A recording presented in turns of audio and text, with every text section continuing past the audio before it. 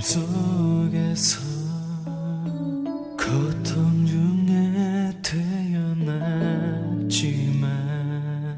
나를 구원하실 하나님, 날 택하시고 존귀케 하셨네.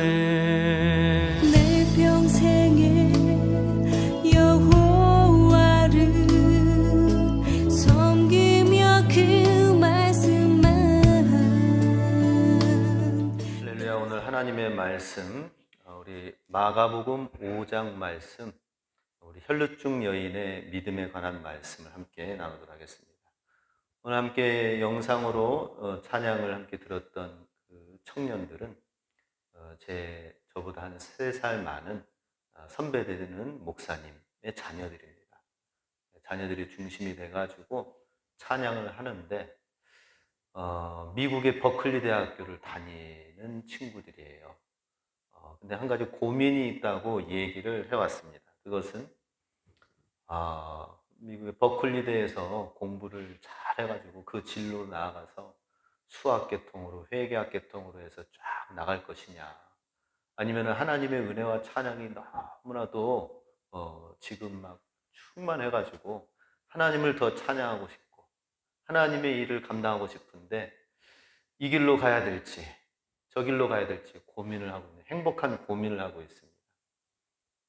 먼저는 하나님 앞에 비전을 놓고 가지만은 하나님을 강력하게 만남으로 인하여서 그의 삶이 하나님이 이끄심에 더욱 강하게 역사하는 것을 보게 되는 것이죠. 우리 한 사람의 인생의 가운데 있어서도 분수령이 있습니다. 우리 삶에 새롭게 바뀌어지는 터닝 포인트가 있습니다. 성경에서 우리 사도 바울이 다메섹 도상에서 예수님을 핍박하러 갔다가 오히려 예수님을 만나서 예수님을 증거하는 사도 증거자로 바뀌어졌습니다. 그것이 하나의 인생의 분수령이 되기도 합니다. 우리나라의 역사상으로는 고려에서 조선으로 바뀌어지는 데에는 분수령이 있다고 하는데요, 위화도 회군이라고 하는 것입니다. 중국을 치러 올라가려고 했던 이성계 장군이 회군해가지고 돌이켜와서 오히려 쿠데타로 일어서서 이성계가 조선을 일으키게 된 하나의 분수령이 일어나기도 합니다. 우리나라도 1950년에 한국전쟁 6.25 전쟁이 일어났었습니다. 3년간의 긴 전쟁의 끝이 엄청나게 많이 있었죠. 그때 당시에도 인천 상륙작전이라는 이 작전이 성공하지 않으면 정말 이 확률적으로 성공할 수가 없는 것을 추진했습니다. 그리고 성공해서 인천에 상륙해서 서울을 수복하고 다시 공격하게 된 것이죠. 이것이 있었기 때문에 오늘 우리가 자유 대한민국이 존재하게 된 것입니다. 오늘 성경 말씀에 보면은 인생의 분수령을 맞은 한 사람이 나옵니다. 오늘 25절 말씀에 보면 12해를 혈루증으로 알아온 한 여자가 있어 라고 나와 있습니다. 12년 동안 오랫동안 혈루증을 알아온 여인이 있다고 하는 것입니다. 12년이라고 하는 것은 성경상으로는 3이라는 숫자는 하늘이고 4라는 숫자는 땅을 말합니다. 하늘과 땅의 곱한 완전수의 상징으로서 굉장히 하늘과 땅만큼 아주 오랫동안 긴 의미를 말하는데요. 10이라는 숫자는 인생의 고난이 그만큼 길었다. 사실 우리가 살아가면서 우리 살아가는 세월 동안에 길고 긴 고난의 연속이기도 합니다. 그런데 하나님 안에서 이 10이라는 숫자는 다르게 또 해석이 되어집니다. 그것은 하나님의 계획이 있고 하나님의 계획과 성취가 이루어지는 숫자가 12다라고 하는 것입니다. 불치병으로 인하여서 고난과 고통을 받을 수밖에 없었던 이 여인이 그 무엇으로, 그 누구의 것으로도 26절에 보면 많은 의사로부터 괴로움을 받고 가진 것까지 다 허비하여서 아무 효험도 없고 오히려 더 중하였다라고 하는 것이죠. 그 인간의 어떠한 힘으로도 감당할 수 없었던 이 모든 인생의 짐을, 고난의 짐을 이 10이라는 숫자, 너무나도 인간으로서는 감당할 수 없었던 이 긴 시간 세월 동안에, 그러나 하나님의 능력으로 하나님의 계획 가운데에서 하나님이 성취하시면은 하나님의 구원의 때가 되어진다라고 하는 것입니다. 그래서 12라는 숫자는 고난의 시간이 이렇게 많고 길었다, 12해 동안 힘들게 지내왔다라고 하는 그런 인간적인 뜻도 있지만은 그 이면에는 하나님의 능력이 그만큼 크다, 하나님의 능력만이 가능하다라는 의미가 되겠습니다. 이때 당시에 치료를 하려고 하였던 여러 의사는 오늘날에도 현대의학으로 병을 고치려고 한다면은 여러 가지 의료 실수와 사고들과 오진들이 많습니다. 이거 감기 같은데요? 라고 하는데 나중에 보니까 더 중병인 거예요. 그래서 이 수술이 제대로 됐는지 안 됐는지, 치료가 잘 됐는지 안 됐는지 모르니까 CCTV를 그거를 공개하라 말라 지금 법안으로 치열하게 국회에서는 논의를 하고 있지 않습니까? 오늘날에도 이렇게 질병 하나를 치료하는 데에도 참 어렵습니다. 그런데 2000년 전 예수님 당시에 이렇게 오랫동안 힘들게 치료받고 고통받아온 이 여인들, 이 여인의 그 근동 사회에서는 너무나도 치료가, 의료가 약하고 열악했던 것이죠. 치료 방법 가운데 하나는 혈루병에 대한 치료의 방법이 2가지가 있었다고 합니다. 그때 당시에. 어떻게 기술이 없으니. 그것은 마늘과 함께 포도주를 섞어가지고 마시면 괜찮을 거다라고 하는 민간 치료법이 있고, 그리고 또 다른 방법은 그걸로 안 되어지니까 갑자기 환자를 크게 놀래키면서 너 혈루에서 일어나라 하면서, 우리 일어나라를 이 아람어로 달리다 쿰이라고 하잖아요, 그죠? 달리타 하면서 이제 막 일어나라라고 소리치면서 놀래키면 그 병이 떠나가는 거 아니냐 해가지고 하는데, 그야말로 사이비 같은 모습이죠. 육체적, 사회적, 경제적 삼중고를 시달리고 있었던 이 여인이 참으로 고난 가운데 있었지만 오늘 예수님을 만난 시간이 우리에게 소개되어지고 있습니다. 우리 예수님 안에서 질병은 다르게 해석이 되어집니다. 또 다른 의미가 있습니다. 하나님께서는 우리 한국 사람들이 너무나도 막 분주하게 일하고 부지런한데요. 그런데 하나님께서는 노는 훈련을 좀 하라라고 하십니다. 노는 훈련을 하라고 우리 인생 가운데 하십니다. 어떻게 노는 훈련을 시키시느냐 하면은 직장 생활이 너무 바쁘고 분주한 가운데서도 직장에서 쫓겨나기도 하고 직장을 잃어버리기도 하고 사업이 잘 안 되기도 하면서, 그러면서 노는 훈련이 되어지는, 노는 시간이 되어지는 거예요. 일하지 못하는 시간이 되어지는 거예요. 때로는 몸에 병이 걸리기도 하면서, 그러면서 너는 좀 노는 훈련을 좀 하라라고 하십니다. 이유는 뭐예요? 너무 밑에만 바라보지 말고, 땅만 바라보지 말고 하늘을 바라보면서 살라라고 하는 것입니다. 너무 바쁘게 분주하게 일하는 건 중요하지만은, 그러나 땅의 것만 바라보면서 사는 것이 문제죠. 하나님께서는 그래서 중간중간에 가끔 노는 훈련을 하라라고 하면서 훈련을 시키십니다. 여러 가지 다양한 방법으로 훈련시켜서 결국에는 위를 바라보라고 말씀하시는 거죠. 하늘을 바라보라고 하는 것이죠. 이 여인도 수많은 사람들을 통하여서 허비하고 더 중하였던 차에 27절에 보니까 예수의 소문을 듣게 되었다 하는 것입니다. 그래서 예수님을 만나기 위해서 무리 가운데 끼어 뒤로 와서 예수님의 옷에 손을 대었다 하는 것입니다. 이 여인이 예수님을 만나는 데 있어서 사실 장애물과 어려움이 있습니다.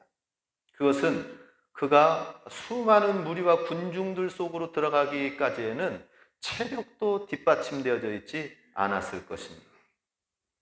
오히려 더 현기증과 그동안 사람들을 만나지 못한 대인 기피증도 있었을 것이고요. 그리고 무엇보다도 유대인의 율법이 엄하였습니다. 혈루증 환자는 부정환자로 취해져서 성전에 들어갈 수가 없었고, 다른 많은 사람들이 모여있는 공중 모임 그런 곳에는 결코 갈 수가 없었습니다. 만약에 그렇게 하다가 들키게 되어지면은 큰 죽임을 당할 수도 있는 상황이 되었어요. 그런 예수님을 공식적으로는 만날 수가 없었지요. 그렇기 때문에 몰래 뒤에서 조용히 예수님 나 좀 고쳐주세요 하면서 할 수 없는 상황이 된 거예요. 그런 상황에서 예수님의 옷깃이라도 만져서 내가 나음을 낳고 예수님을 만나고 싶다, 그랬던 것입니다. 우리는 얼마나 자유롭게 예수님을 만나러 갈 수 있습니까? 예수님 앞에 얼마나 우리는 자유롭게 나아갈 수가 있는가요?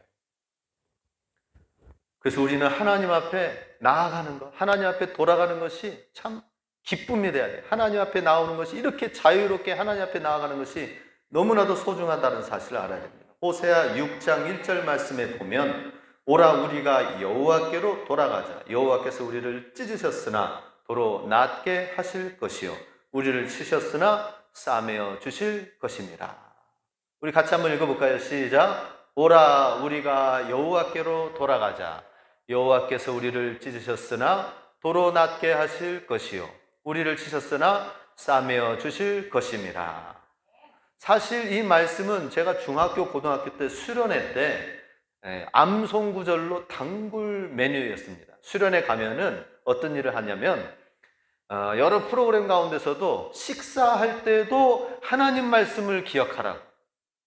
그래서 밥 먹으려면은 줄 서가지고 조별로 해서 개인적으로든지 성경 말씀을 암송해야 패스, 밥 먹을 수가 있었던 그런 수련회 프로그램이 있었어요. 아마 기억나시는 분들도 있을 것입니다. 저도 이 말씀을 호세아 6장 1절, 2절, 3절 말씀을 쫙 외우는 그러한 시간들이 있었어요. 그때는 그야말로 기계적으로 외웠죠. 근데 세월이, 시간이 지나면서 여호와께로 돌아가야 될 이유가 무엇인지를 알게 되는 거예요. 점점 더 느껴지는 거예요. 살면서, 사람들을 만나면서, 우리가 살면서 내 삶을 돌아보면서 여호와께로 돌아가지 않으면 안 되는, 그렇게 찢겨진 우리의 인생, 너무나도 힘들고, 여기 본문에 나와 있는 12의 혈루증 여인만이 아니라 우리 인생 자체가 하나님께로 돌아가지 않으면 안 되는 그러한 영적인 현실 가운데 있다라고 하는 것입니다. 그렇기 때문에 우리는 여호와 하나님 앞에 돌아가야 된다, 나아가야 된다라고 하는 것입니다. 오늘 우리 함께 영상 찬양을 보았는데요, 주님 앞에 무릎 꿇고 엎드려 나의 왕 되심을, 주님의 옷자락을 만지고자 주님의 왕 되심을 선포하리라고 하면서, 요 다음 찬양은 주님 앞에 무릎 꿇고 엎드리면서 찬양하는 시간의 모습이 쫙 나옵니다. 제가 오늘 새벽 3시에 일어났거든요. 새벽 3시에 일어나서 이 찬양을 들으면서 그냥 막 눈물이 막 철철 흐르더라고요. 우리 성도님들은 눈물을 안 흘리시대. 그러니까 왕 되심을 주님 앞에, 왕의 면류관을 주님 앞에 내어 드리리. 우리 주님 앞에 돌아가야 될, 여호와께로 돌아가자. 이것이 우리 인생에 너무나도 필요한 때입니다. 예수님 앞에 돌아와서 드디어 예수님을 만나고 그 옷깃만이라도 만진 이 여인은 어떻게 됐습니까? 치료가 되어지고 회복이 되어지고 그 시간부로 혈루 근원이 마른 것을 깨닫게 되고 알게 되면서 자유케 되어졌다 하는 것입니다. 12년 동안 그렇게 고통 가운데 있었던 시간들, 예수님을 만남으로 치유되어지고 고침을 받게 되었습니다.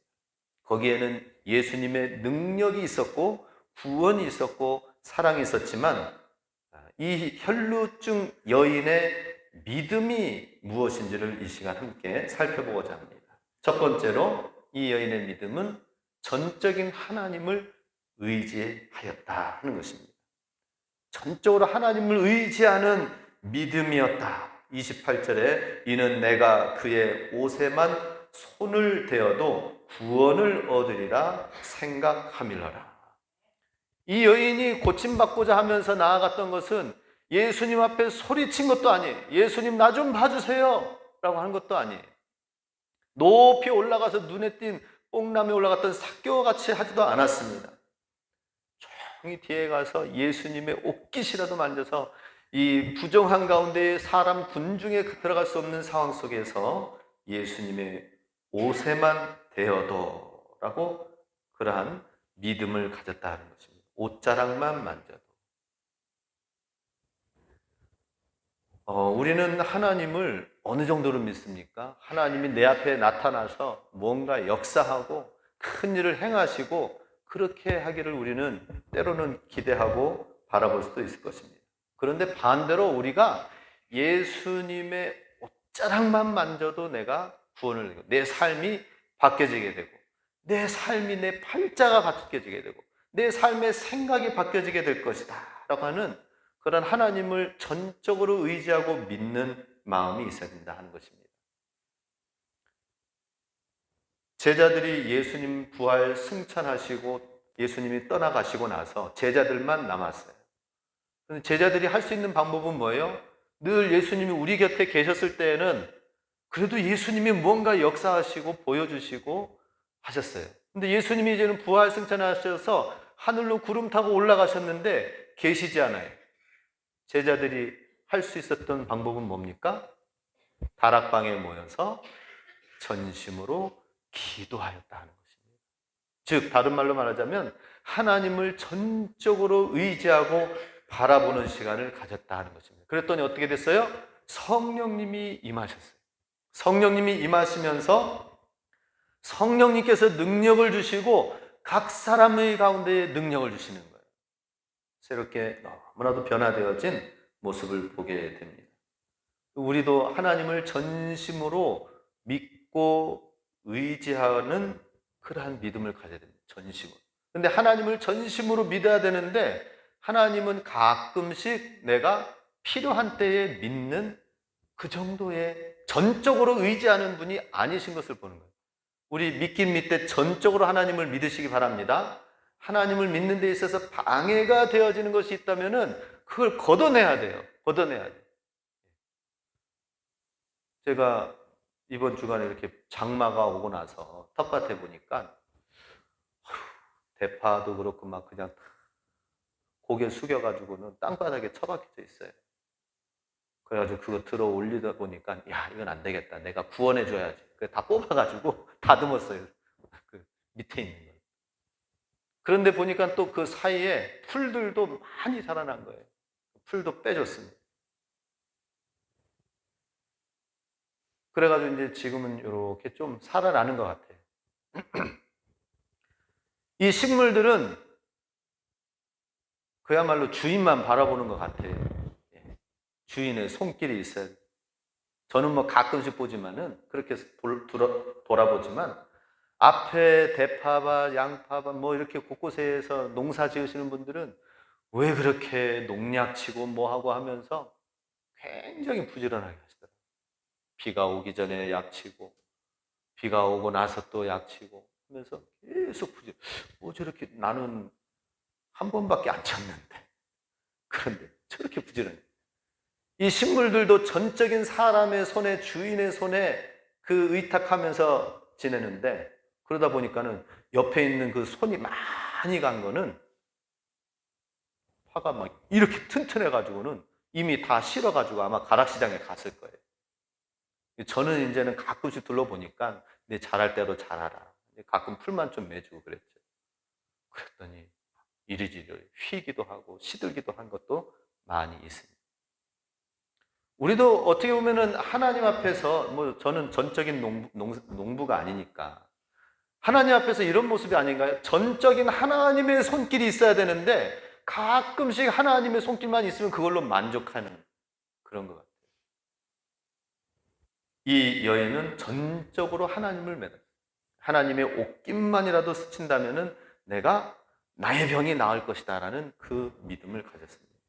우리나라 초기에 기독교가 선교사님을 통해서 들어왔을 때에 선교사님들이 와서 보니까는 한국의 이 조선 말에 이 구한말 이 제국이 너무나도 열악한 환경에 있는 거예요. 위생도 너무나도 안 좋고, 또 사람들은 어린 사람들부터 어린이들부터 해가지고 담배를 피우고 있고 그러는 거예요. 또 조금 가장이 역할을 하려고 한다면은 술 먹고 그러는 거예요. 그래서 야, 안 되겠다. 술과 담배를 금지하는 것을 예수님 믿는 사람들은 그것부터 먼저 금지를 시켰습니다. 워낙 심하다 보니까. 그런데 술과 담배를 금지시키는 이유를 어떤 목사님이 보고 진짜 야, 그래야 되겠다는 생각을 또 갖게 되었다고 합니다. 글을 쓰는 작가들이 글을 쓰다 보면은 글이 막혀져요. 그러면은 글 쓰다가 막혀지면은 담배를 한 대를 탁 피우고 그 다음에 글 쓰면은 글이 잘 쓰여진대요. 저도 설교 준비하다가 글이 막혀지면은 담배 한 대를 피우고 그 다음에 쫙 글이 막 쫙 해가지고 그렇게 한번 하면 어떨까요? 좀 이상하겠죠, 그죠? 아니, 글 쓰는 작가는 담배 한 대 피우면은 그렇게 글이 그냥 막 쫙 막힐 때 그 담배 한 대 피운대. 그러면 안 되겠죠. 직장 생활하는 사람, 스트레스 받은 사람이 술 한 잔 먹고 그 다음에 하면은 그날 스트레스가 풀어져서 다음날 그래도 꾸역꾸역 직장에 나간다고 하네요. 우리는 어떻습니까? 그래서 더더욱 그렇게 필요하고 술술 잘 풀려지는 것이 술과 담배로 인할 때에, 뭐 술, 담배는 어떤 면에서는 음식이 될 수도 있어요. 기호식품이 될 수도 있고 취미 생활이 될 수도 있어요. 하지만 하나님을 신앙생활하고 하나님을 의지하는 데 있어서 그게 방해가 되는 거예요. 그러니까 하나님을 의지해서 하나님의 도움으로 안 될 때에는 하나님을 찾고 하나님께 기도하고 하나님의 말씀을 의지해서 하나님의 말씀으로 건강하게 돼야 되는데, 안 되고 막힐 때 술 먹고 담배 피고 하면서 그 길로 가니까 하나님을 찾지 않게 되는 것이죠. 물론 하나님 찾겠지만. 그래서 선교사님들이 그걸부터 끊게 됐다. 그걸 끊으니까 어떻게 됐느냐? 하나님만 전심으로 찾게 되는 거예요, 사람들이. 그래서 1907년 얼마 복음이 들어가기도 얼마 되지 않아서 평양 대부흥이 일어난 거 아닙니까? 대부흥이 일어나서 우리 성결교단도 그때 전도해가지고 정빈, 김상준 이 두 분이 전도하면서 예수님 믿겠다고 하니까는 당신은 가까운 감리교회 가십시오, 장로교회 가십시오, 침례교회 가십시오 하다가 너무 많으니까 우리 그러면은 우리 하나님을 믿는 주의 백성들 모입시다 해가지고 생겨난 것이 1907년 대부흥을 통하여서 우리 성결교단이 시작이 되었습니다. 전적으로 하나님을 믿는 것, 이게 우리에게 필요한 거예요. 우리가 가끔씩 하나님을 믿고 그냥 살살 믿어서 그렇지 전심으로 하나님을 믿는 것, 그게 우리에게 정말 필요합니다. 두 번째로는 혈루증 여인의 믿음은 간절히 하나님 말씀을 받았다라고 하는 것입니다.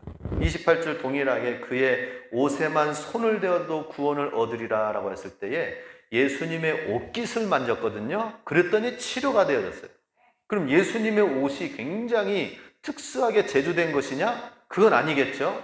예수님의 능력이 나타났다고 그랬는데 그 능력은 갑자기 옷을 만지니까 쫙 하고 퍼진 것이 아니라 그 옷깃은 유대인들 가운데 겉옷에 이 옷 밑에 옷술이 있는데 조금 길게 단을 만들었다고 합니다. 술을 만들었다고 합니다. 이 옷술을 길게 조금 더 늘어뜨려서 하나님께서 구약 성경에 말씀하셨습니다. 옷을 입되 그 옷 밑에 겉옷 아래쪽에 술을 조금 만들어서 약간 길어뜨려서 어느 곳에 가든지 나는 하나님의 말씀 계명대로 산다, 말씀대로 산다라는 사실을 내 옷을 입는 이것을 통하여서 어느 곳에 가든지 나는 예수님의 말씀을 행하겠습니다 하는 그 증거로 다른 이방인들에게 없는 그 옷술을 그 겉옷가에 만들라라고 했거든요. 그러니 유대인들의 옷에는 이방인들에게 없는 그 옷 밑에 옷술이 있었어요. 그런데 이 여인이 바로 그 겉에 나오는 옷술을 만진 거예요. 그것은 어떤 의미예요? 모두가 다 상징하는 하나님의 계명, 하나님의 말씀을 상징하는 그 옷술을 만지면서 내가 주의 말씀에 그 옷깃에 나와 있는 옷술만이라도 만진다면 하나님의 내가 작은 그 말씀으로 인하여 내가 고침받게 될 것입니다 라고 하는 것이죠. 다른 세상 많은 사람들을 의지하고 세상을 의지해봤지만 이제는 내가 하나님의 작은 말씀 한마디를 통하여서 내가 의지하여 나아가겠습니다 라고 하는 것이죠. 그런데 문제는 그 사람의 옷술을 잘못 만지면은, 함부로 만지면 그것도 유대인의 법에 저촉이 되는 거였어요. 형벌이 주어지게 됐어요. 다른 사람이 그 만들어 놓은 그 옷을 함부로 옷술은 만지는 것이 아니었습니다. 그런데 이 예수님의 옷을 만지게 되었고 옷깃을 만지게 되었으니 이게 이제 들통이 나게 된 거예요. 누가 내 옷을 만졌느냐? 누가 내 옷술을 만졌어? 라고 하는 거예요. 예수님, 이렇게 수많은 사람들 가운데에서 옷술을 만지다니요. 아마 지나가면서 가까이서 툭툭 건드린 걸 것입니다. 라고 하는 거예요. 아니다. 내 몸에서 능력이 빠져나가게 되었다. 내 옷술을 만진 사람이 누구냐? 그럼 지금 이 옷술을 만진 사람은 이제 잘못하면 형벌에 처할 수도 있는 상황이 되어진 것이죠. 그런데 예수님께서 이 여인을 이제 찾고 드러내서 어떻게 이게 이 문제를 해결했습니까? 34절에 보면은 이렇게 해결했습니다. 같이 읽습니다. 예수께서 이르시되 딸아, 내 믿음이 너를 구원하였으니 평안히 가라. 내 병에서 놓여 건강할지어다. 여기서 말씀하신 것은 뭐냐면 타인이 이 옷술을 만지면 형벌이 있었어요.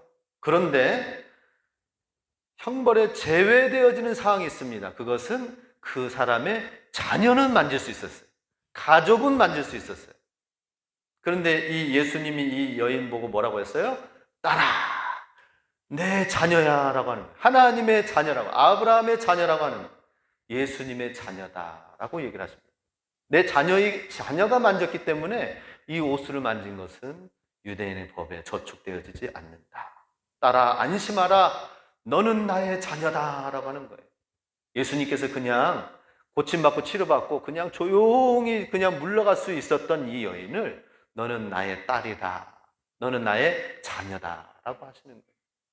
얼마나 이것이 이 여인 가운데에 육체적인 치료뿐만 아니라 정신적인, 영적인 치료까지 하나님이 함께 하시는 것입니다.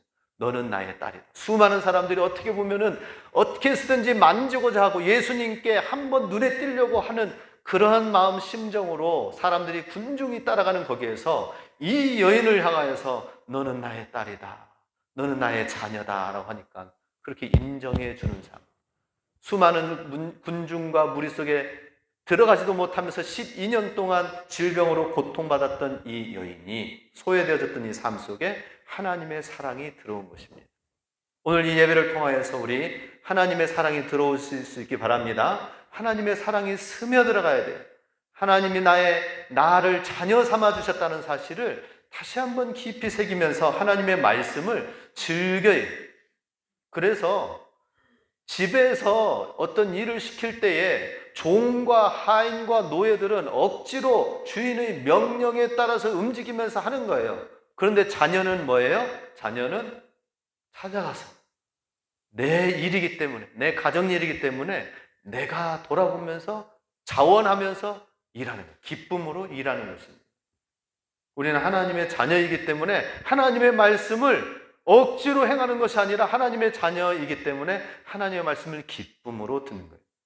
우리 하나님의 말씀이 그냥 율법이 아니라 지켜야 될 딱딱한 그 무엇이 아니라 하나님이 내게 들려주시는 사랑의 음성으로 들으실 수 있기 바랍니다. 내가 주님의 그 음성을 들으면서 그 음성 따라서 나아가면 어느덧 내 삶이 건강하게 되어지는 거예요. 내 삶이 행복하게 되어지는 거예요. 세 번째로 여인의 믿음은 인격적인 기도와 진실한 고백 만남이다 하는 것이죠. 28절 말씀에 그 옷에만 손을 대어도 구원을 받으리라. 이런 생각을 가지고 옷깃을 만졌습니다. 그랬는데 33절에 여자가 자기에게 이루어진 일을 알고 두려워하여 떨며 와서 그 앞에 엎드려 모든 사실을 여쭈니. 하나님 앞에 누가 나의 옷깃을 만졌느냐라고 하는 이 예수님의 이 찾는 말씀에 그 앞에 공개적으로 사람들 앞에 나오게 되었습니다. 그리고 그 앞에 엎드려서 모든 사실을 이야기하였습니다. 모든 사실을 하나님 앞에, 예수님 앞에 고하였습니다. 제가 이러이러한 일이 있어서 그동안 수개월 동안 과정을 거쳤고 이러한 어려움 속에서 예수님을 마지막 희망으로 해서 와서 옷깃을 만지게 되었습니다. 그 사람들 앞에서 이런 일들을 다 얘기하면서 자기의 모습을, 자기가 이러한 병에서 고침을 받지 못하였고 무리 가운데 있지 못한 사람이었으나 제가 와서 두려움 가운데 얘기를 하게 되었습니다. 그런데 예수님께서는 그렇게 직접 본인이 예수님 앞에 이야기하고 고백하기를 원하시는 것입니다. 하나님은 인격적인 만남, 대화를 원하셨어요. 아, 그래? 여기에서는 이 여인의 이야기만 나오겠지만은 예수님과 대화를 나누는 것을 옆에서 지켜봤을 거예요. 아, 그렇구나. 그런 어려움이 있었고, 그런 사람을 의지했었고, 그러한 인생을 12년 동안, 오랫동안 살아왔었구나. 예수님과의 대화의 시간이 있었습니다. 우리도 이러한 것을 통하여서 예수님께서는 육신의 병만 고침을 받고 조용히 뒤에서 물러서 가는 것을 주님은 원치 않으셨어요. 나랑 대화하자. 그리고 나와 대화하고 나와 교통하면서 그러면서 그 속에 있는 마음을 나에게 좀 얘기해 다오. 그래서 인격적인 교제와 만남과 나눔을 주님은 원하셨습니다. 어떤 목사님이 교회를 개척을 하려고 하였어요. 성남과 분당 쪽에 개척을 하려고 하면서 건물을 알아보니까 한 70평 되는 상가 건물이 있는 거예요. 저기에 저 건물을 계약을 해가지고 저기서부터 개척교회를 시작하자 하려고 했어요. 그런데 그 개척교회 시작하려고 이제 계약을 하려고 알아보면서 이렇게 하다 보니까 주변에서 어떤 교회, 주변에 있는 교회 목사님이 그 소식을 알게 된 거예요. 우리 주변에 가까이에 교회 새로 개척하지 마십시오. 그러면서 방해를 하기 시작한 거예요. 방해. 아니, 이 위치가 참 좋다고 생각이 되는데 이상하게 방해가 되어지고 어렵게 하고, 그래서 결국에는 시작하면서부터 이웃교회와 이렇게 불미스러운 일로 시작하고 어려운 문제가 있어서 이렇게 부딪히기보다는 하나님의 뜻은 다른 데 있는가 보다 해가지고 다른 데, 성남에서 좀 더 내려와서 분당 더 깊숙이 들어갔습니다. 다 다른 교회, 다른 곳에는 다 교회들이 다 세워져 있으니까 어느 곳에 가든지 다 교회 가까이에 또 세울 수밖에 없는 상황들, 또 거기에는 특별히 종교 부지가 또 한정돼 있고 그러니까 어떻게 해야 됩니까? 하나님께 기도를 했어요. 그랬더니 보여주신 게 고등학교 강당을 대여하고 빌려서 거기를 하라라는 그런 것을 보여주셨대요. 그래가지고 고등학교, 그래, 여기는 괜찮겠다. 그래서 고등학교 강당을 빌려고 했더니 선뜻 좋게 얘기하는 듯 하는데 계속 질질 계약을 할 만하면 미루고 하는 거예요. 그래서 이게 너무나도 개척이 힘든 거예요. 하나님 앞에 더 엎드렸습니다. 기도했습니다. 하나님께 뜻을 구했습니다. 나중에는 간신히 거기 계약을 해가지고 강당을 쓰게 되었는데요. 지금 크게 부흥을 하게 됐습니다. 그런데 하나님께 이런 의문이 들은 거예요. 하나님, 이왕 응답해 주시고 정해서 가게 하실 때에는 쌈박하게 한 번에 해 주시지 왜 이렇게 질질 끌면서 기도를 막 간절히 하면서 어렵게 힘들게 하게 하시나요? 라고 하는 거예요. 그런데 그 시간 동안에 마음 가운데 하나님만 의지하게 하는 그러한 마음을 허락하게 하신 것입니다. 기도하면서 하나님과 대화하고 하나님을 전적으로 의지하면서 하나님께 묻고 기도한 것입니다. 우리도 기도하면서 한 번에 그냥 하나님 기도 응답해 주세요. 오케이 알겠습니다 하고 믿습니다 하고 그냥 나가는 것이 아니라 하나님 앞에 하나하나 우리 일기를 쓰듯이 하나님 오늘은 이렇게 지냈습니다. 하나님 우리 삶 가운데 내 일 가운데 이런 일이 있었습니다 하면서 기도하면서 하나님과 대화를 하는 것이 필요합니다. 하나님. 예. 제가 우리 여기 진부 지역의 일을 이제 좀 하면서 하나님을 좀 소개하고 하나님과 대화를 나눌 만한 사람들을 믿지 않는 사람들에게 복음을 전해야 되겠다는 이 마음으로 여러 사람들을 만나고 또 믿는 사람들 통하여서는 또 제가 도전을 받기도 합니다. 어떤 권사님은 굉장히 몸이 불편한 가운데에서 하나님만을 전심으로 믿으면서 봉사하는 모습을 볼 때에 굉장히 도전을 많이 받았어요. 주여 우리 교회 성도님들도 전심으로 하나님만 의지하게 해 주시옵소서 하고 도전을 받아요. 저도 그렇고.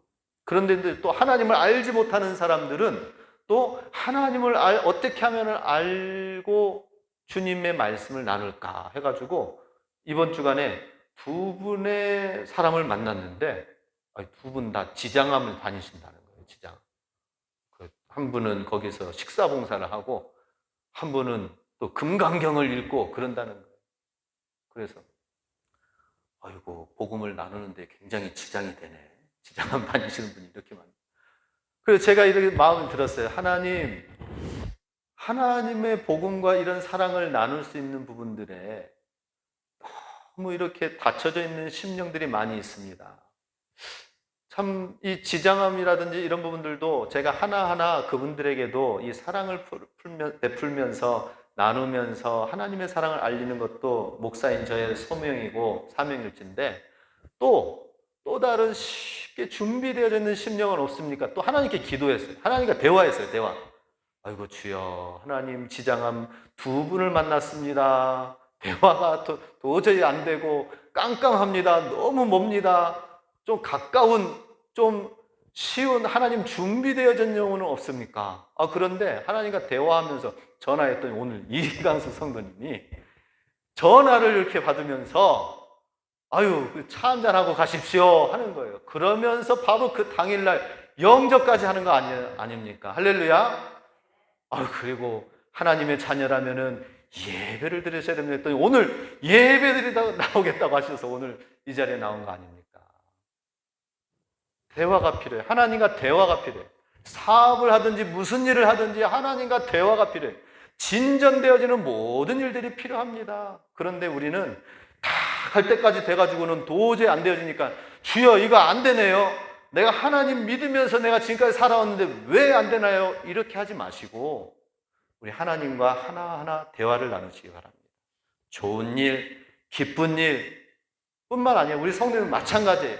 이 담임 목사에게도 기도 제목을 그냥 나중에 한꺼번에 풀어놓지 말고 좋은 일 있으면 좋은 일 말씀하시고 또 힘든 일 있으면 힘든 일 얘기하시면서 함께 나누면서 나아가는 것입니다. 할렐루야. 이게 인격적인 관계, 인격적인 신앙생활이 되는 것입니다. 바로 예수님께서는 이 혈루증 여인을 고치면서 그냥 돌려보내지 아니하시고 누가 나를 만졌느냐라고 하면서 다시 돌이켜서 만나서 주님과 대화의 시간을 갖게 하신 것을 보게 됩니다. 아마 이 여인은 이렇게 주님과 대화하고 돌아가서 이런 고백을 했을 것입니다. 시편 116편 12절 우리 마지막으로 함께 읽겠습니다. 여호와께서 내 음성과 내 간구를 들으심으로 내가 그를 사랑하는도다. 그의 길을 내게 기울이셨으므로 내가 평생에 기도하리로다. 아멘. 우리 주님과 더 깊은 교제와 사랑, 이 가을에는 기도하게 하소서. 주님과 더 깊은 교제를 통하여서 풍성한 주님의 삶이 되실 수 있게 주님의 이름으로 축복합니다. 아멘. 기도하겠습니다. 우리 이 시간 함께 기도하면서 하나님, 혈루증 여인처럼 오랫동안 해결되어지지 않는 것 풀어지게 하여 주시옵소서. 이 모든 것 주님과 인격적인 교제와 기도를 갖되 하나님의 옷깃만이라도 만지고자 하는 이 믿음을 가지고 하나님의 말씀 한 구절이라도 붙들게 하여 주시옵소서. 전적인 하나님을 신뢰하기 원합니다. 전적으로 하나님을 믿고 의지하는 시간들 통하여 하나님 역사하여 주시옵소서. 우리 모두 다 함께 주님을 높이 부르세. 자매여 우리 손을 내밀어 주님께 사랑 드리세. 주님은 우리 모일 때 늘 임하시는 주 만과 뜻 다해 주를 높이세. 주님 기뻐하시네. 주님을 찬양 주님을 찬양 우리 주님을 찬양해. 주님을 찬양 주님을 찬양